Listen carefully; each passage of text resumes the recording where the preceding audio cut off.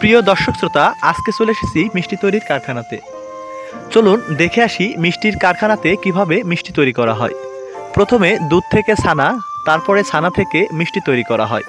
তবে দোকান থেকে কেনা মিষ্টি এত সুস্বাদু হয়, এর পেছনে কিছু গোপনীয় সিক্রেট বিষয় রয়েছে, যেগুলো কেউ শেয়ার করতে চায় না, অথবা হয়তো অনেকেই জানে না। আমরা বাড়িতে যেসব মিষ্টি তৈরি করে থাকি সেসব মিষ্টি খেতে পারলেও কিন্তু সুস্বাদু হয় না। আসল কথা, কারখানাতে যেসব মিষ্টি তৈরি করা হয় এখানে কিছু গোপনীয় বিষয় রয়েছে। চলুন জেনে নেই সেই গোপনীয় বিষয়গুলো কি কি। আজকের ভিডিওটি ইন্টারেস্টিং হতে চলেছে, সেজন্য ভিডিওটি না টেনে সম্পূর্ণ দেখতে থাকুন। দুধ থেকে ছানা তৈরির প্রক্রিয়াটি একটু সময় সাপেক্ষ ব্যাপার। আমরা কিছু সময় বিলম্ব করার কারণে দুধ থেকে ছানা তৈরির প্রক্রিয়াটি মিস করে ফেলেছি। দুধ থেকে ছানা তৈরি করতে হলে প্রথমে দুধটিকে জাল দিতে হয়, তারপরে তার ভেতরে ভিনেগার ঢেলে দিলেই দুধ থেকে ছানা আলাদা হয়ে যায়। দুধ থেকে ছানা আলাদা করার পর ছানাটিকে কাপড়ের ভিতরে বেঁধে ঝুলিয়ে রাখতে হয়, যাতে করে ছানার ভেতরে থাকা পানি নিংড়িয়ে পড়ে যায়। তারপরে সেই ছানাটিকে কিছুক্ষণ রেখে দিতে হয়। কিছুক্ষণ অপেক্ষা করার পর সেই ছানাটিকে ভালো করে মুথে নিতে হয়। ভালো করে মিক্স করে নিয়ে সেটিকে বিভিন্ন আকৃতি নিয়ে আসতে হয়। এক কথায় বিভিন্ন মিষ্টি বিভিন্ন আকৃতির হয়ে থাকে, সেই আকৃতিতে দিতে হলে বা আনতে হলে বিভিন্ন শেপ বা আকৃতিতে নিয়ে আসতে হয়। যেমন রসমালাই ছোট ছোট হয়ে থাকে, চমচম বা রসগোল্লা একটু বড় হয়ে থাকে।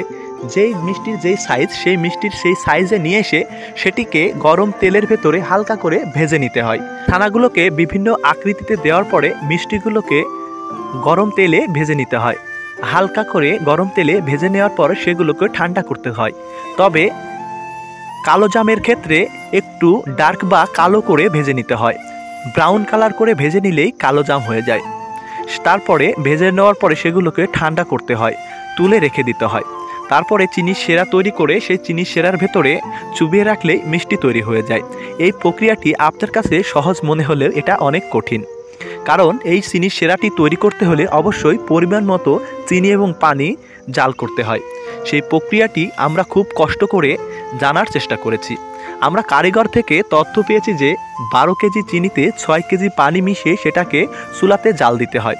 তারপরে একটি চিনির সিরাপ বা চিনির সেরা তৈরি হয়। এই চিনির সেরা তৈরি করার পরে চিনির সেরার ভেতরে তেলে ভাজা মিষ্টিগুলো চুবিয়ে রাখতে হয়। দীর্ঘক্ষণ চুবিয়ে রাখলেই মিষ্টি তৈরি হয়ে যায়। তবে এই মিষ্টিগুলো সুস্বাদু হওয়ার পিছনের গল্পগুলো আপনারা হয়তো জানতে পেরেছেন। তবে এখানে একটি বিষয় বলে রাখা ভালো যে এখানে আমরা যেটি বলেছি এটা হলো বাণিজ্যিকভাবে মিষ্টি তৈরির প্রক্রিয়া।